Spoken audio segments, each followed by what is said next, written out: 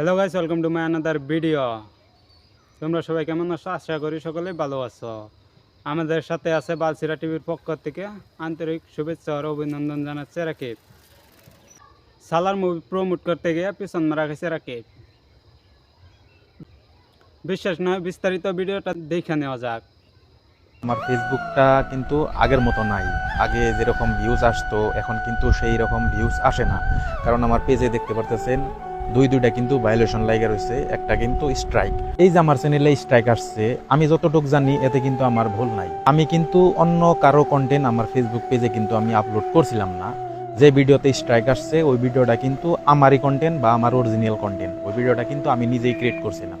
তারপরে ওই ভিডিওতে স্ট্রাইক আসছে। এখন স্ট্রাইকটা আমার চ্যানেলে কিসের জন্য আসছে যদি আমি বলি, আমি একটা মুভি দেখবার গেছিলাম, আর মুভি দেখতে যাওয়ার সময় আমি একটা ব্লগ ভিডিও মেক করছিলাম।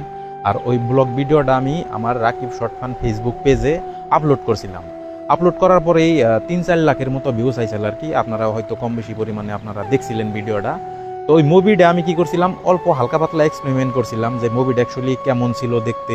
তো মুভিটা কিন্তু ভালোই দেখতে, বা আপনারা যারা দেখছেন আপনারা তো জানেনই সালার মুভিটা কিন্তু আলট্রা প্রো ম্যাক্স বহুত বেশি ভালো হয়েছে মুভিটা। তো এই জিনিসটাই তার মানে আমি আমার ভিডিওতে বলছিলাম যে মুভিটা অনেক বেশি ভালো হয়েছে, আপনারা দেখবেন।